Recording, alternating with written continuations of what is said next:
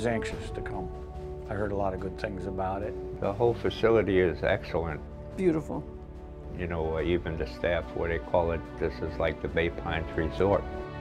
It's unbelievable, the conditions here. It makes everyone feel like they're not really in a nursing home, but in their own home. I've been around, and there's nothing like the VA.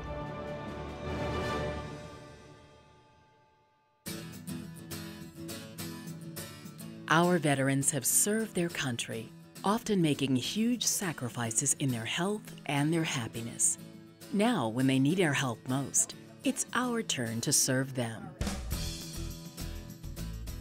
VA is doing just that by putting the veteran and his family at the center of their care. Providing a comfortable and soothing environment is part of that care. It's a relaxed atmosphere compared to, you know, being in the hospital. Yeah, I think the atmosphere here makes it very conducive for the patient to heal or want to heal better or faster, because it's just so heartwarming, and the treatment is great. I have not one complaint about anybody. And I will say this, they spoil me. I ring the bell, they're there. You look out the window, you see this, you see the flower, you see everything. One way the environment can contribute to the veteran's health is to make the facility feel like home. This is so important, whether the veteran is here for a few days, a few months, or the remainder of their lives. They're great. They're just like family. Everything I need while I was here was attended to. You know, I didn't need for anything. It is a home away from home. As a matter of fact, while I was here, it was my home.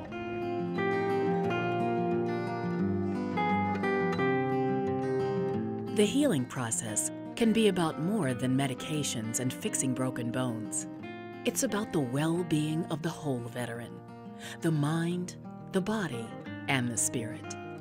This can include everything from the room they live in to the common areas and the activities that are offered. And having the opportunity to go outside and take a patient, for instance, to the pier and look out on the water and the boats and the homes and just get out of the area for a little bit, that truly gives the patient an opportunity to relax, enjoy nature, enjoy the environment. What's the name of the little birds? The finches.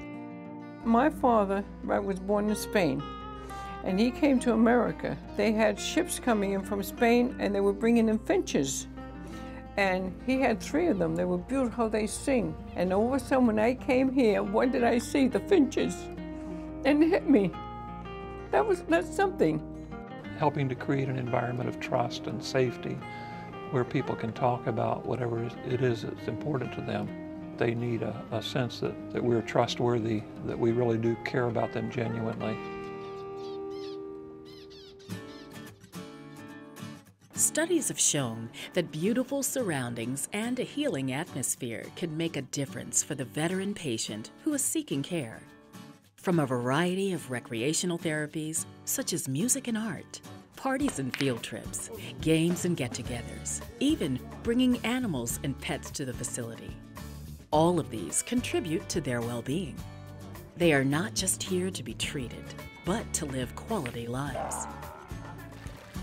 We work with veterans to help improve their overall function, whether it's cognitive, social, emotional, physical. And what's really interesting with the animals is that they seem to have a sense about them to know what's going on with the client, the resident. And of course, then we got the tortoise. They have set the environment up for that tortoise as good as they set up the environment for us veterans over here. VA staff understand that they are not just there to work, but to live with the residents every day. Did you see the calendar that we have for what goes on every day?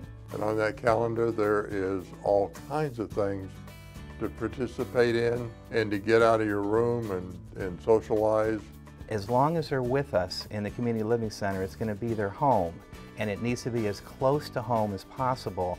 And the more we can make it a family kind of environment, where the patient is comfortable talking to us and understanding that we're there for them and we're trying to develop the best relationship we can, that's truly what resident-centered care is all about.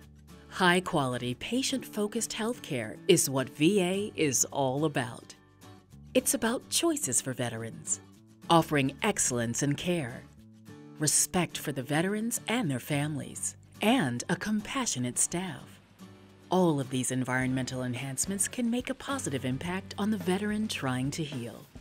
Once you come into a VA, the atmosphere is altogether different. So most definitely, they are warriors and they are honored by being here at in this hospital. When we're together, whether it's Army, Navy, Air Force, Marines, we're just one big family. And that's how it is here. Even if we don't have family, this is our family. And this is my family. Patient-centered care. Be the change veterans see.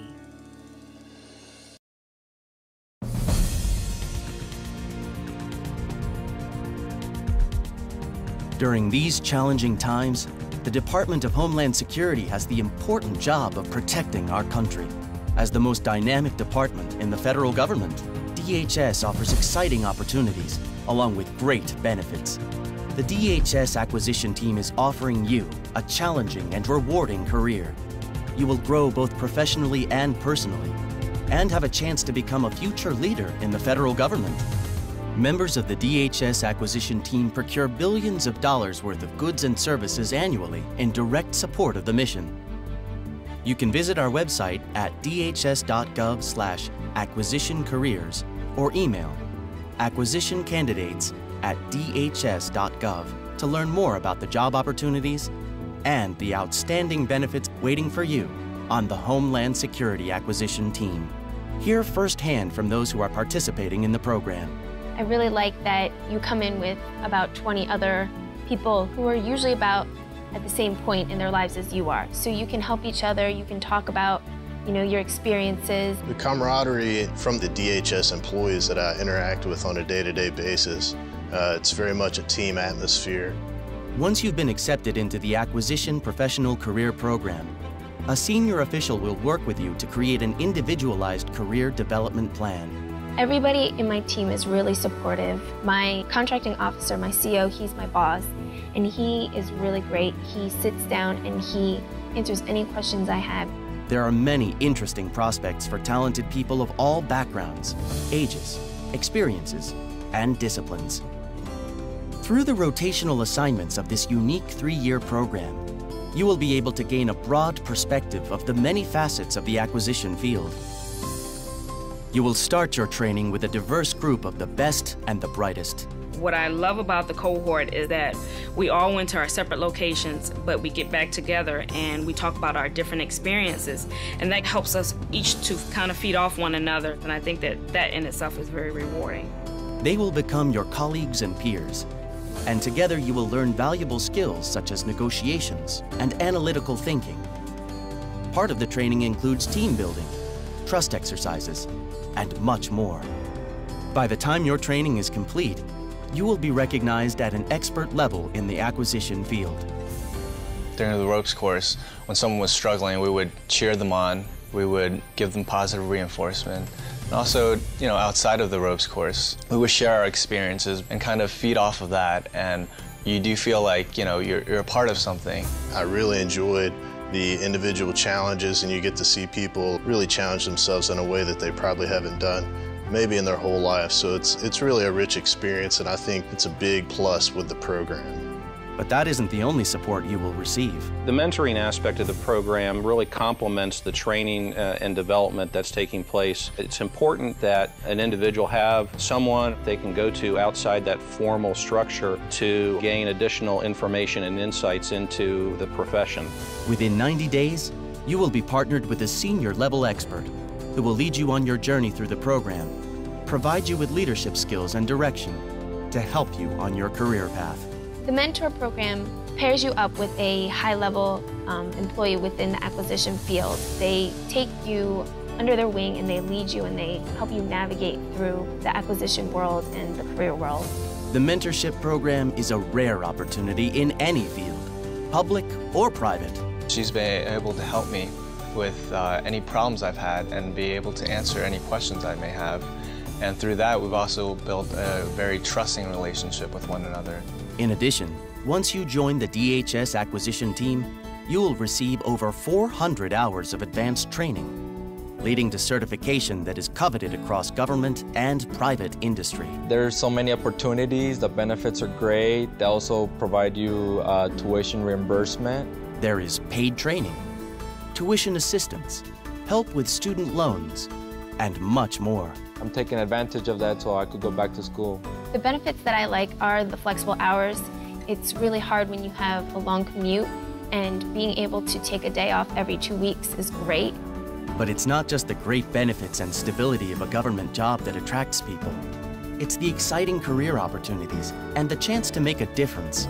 Working for FEMA has been really rewarding. You know that by the end of the day, you have helped people and you have a sense of accomplishment. Serving my country, especially for Homeland Security, gives me a great sense of pride, and I don't believe I'll find that in the private sector. This is not just a job. You are directly impacting the mission of the Department of Homeland Security. The events of September 11, 2001 affected a lot of people in the country, and to me it really made me appreciate the freedoms and the everyday liberties that I have. So the opportunity to serve in the federal government was something that I just couldn't pass up. What I've gotten out of the contract specialist career path is I see how important it is that everything I buy is extremely critical in protecting the homeland. Like my father will always say in Spanish, siempre quieres ayudar con ayudar a otros. You always want to help others. Consider this exciting program, which offers a variety of experiences, great benefits, a peer group and a mentor, professional training, and flexible hours. What I enjoy most about my career is working with other people, and the fact that we're in a cohort style, you have a lot of people to help you. The program is intended to develop skill sets that the entering level workforce do not have coming directly out of college. One of the things that is absolutely critical in their development is being able to work side by side with experienced personnel. Be part of the DHS team. I chose the Acquisition Professional Career Program because I felt like it was truly a career, not just another job. Why settle for a job when you can have a career that counts? This has been one of the best career assignments I have ever had. I really believe in what we do here. I think just about everybody I have encountered in the workforce believes in what we do here. We're all on the same team, we have a common purpose, and a willingness to work together. Don't miss this opportunity of a lifetime. Visit our website at dhs.gov/acquisitioncareers for more details, or email the department directly at acquisitioncandidates@dhs.gov.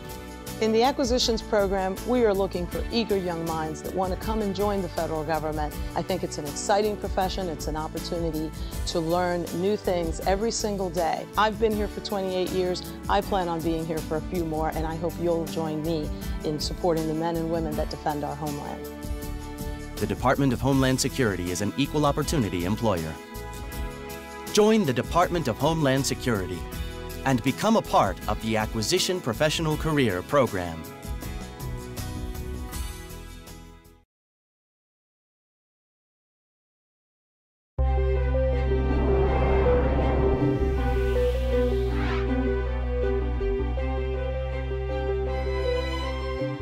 Every day, billions of dollars worth of international goods enter the United States by land, sea, and air. With those thousands of shipments come thousands of opportunities for contraband to enter the country. Illegal drugs, illicit currency, counterfeit merchandise, and now even terrorists or terrorist weapons. Bomb materials concealed inside of a container could become a weapon of mass effect. U.S. seaports receive thousands of containers each day, and if even one were to escape detection, the consequences would be devastating, and the economic ripples felt around the world.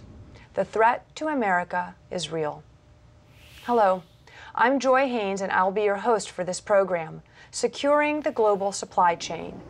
For U.S. Customs and Border Protection, the priority mission is to prevent terrorists and terrorist weapons from entering the United States. The goal? Keeping America safe without shutting down its borders. In this program, we'll look at how smugglers and terrorists use containers and cargo to transport contraband into the United States. and how U.S. Customs and Border Protection officers work hard to stop them. I'll be joined by two Customs and Border Protection veteran experts. Our first expert, Officer Ray Pardo, will give some general guidelines and procedures for inspecting both containers and cargo. But more specifically, he will share tricks of the trade in uncovering smuggling operations. Later, we'll meet veteran expert Mr. Carlos Cortez, who will speak specifically about terrorist threats to our borders. Meet Ray Pardo. He's a veteran officer at the Port of Newark in New Jersey, one of our nation's largest seaports. Ray has 23 years of experience in detecting evidence of tampering. Thank you for joining us, Ray. Thank you for inviting me. What would you say is one of the most important procedures to follow if you want to catch a smuggler? Here's the bottom line. To catch a smuggler, you have to think like a smuggler, or at least like a detective. And that means you have to use advanced inspection tools and techniques to connect the dots. Before Ray joined CBP, he was a diesel mechanic and welder. His background gave him a unique perspective when searching for contraband. And his know-how shows. He has earned a reputation within CBP for using innovative and sometimes unconventional methods to spot tampering. Ray, how do you determine which containers to inspect more thoroughly? That's a good question. It's another important guideline. Check everything that constitutes an anomaly. You can't inspect every container that comes in. You just have to inspect the right ones. That's where advanced intel is crucial.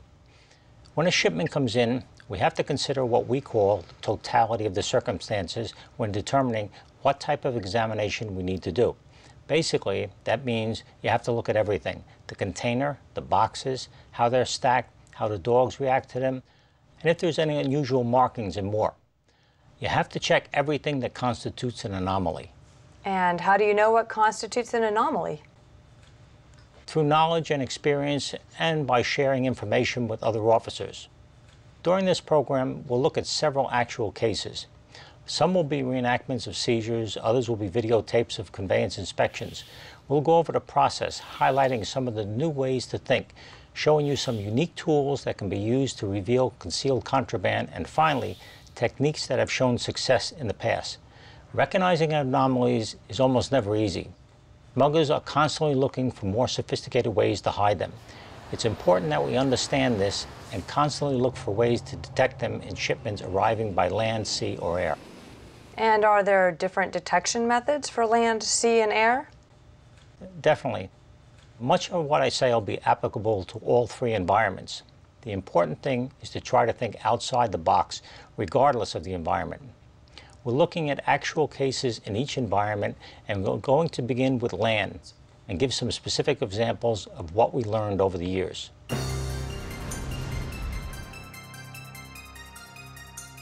Ray, what are some of the common things smugglers use to bring contraband into the country? Smugglers will use anything to transport their contraband across the border. They hide the contraband in just about anything: tires, gas tank, merchandise, and they particularly like to take advantage of perishable goods. They know we need to move these items fast across the border, and they hope that decreases the chances of us conducting a full-scale search. Use common sense to eliminate the possibility of spoilage, but still, don't release anything until you're satisfied. One smuggling method is to hide narcotics in cheese, since the odor can throw canine off. Take a look at this reenactment. It is important for the officer to know the norm in their environment. That way, anything unusual will stand out as a possible indicator that would warrant further inspection. An officer observes a refrigerated container approaching primary, and the refrigerated container is not on. This would be normal for an empty container. However, when the officer reviewed the entry document, the manifest stated perishable goods. What are you carrying in the reefer? I think it's cheese.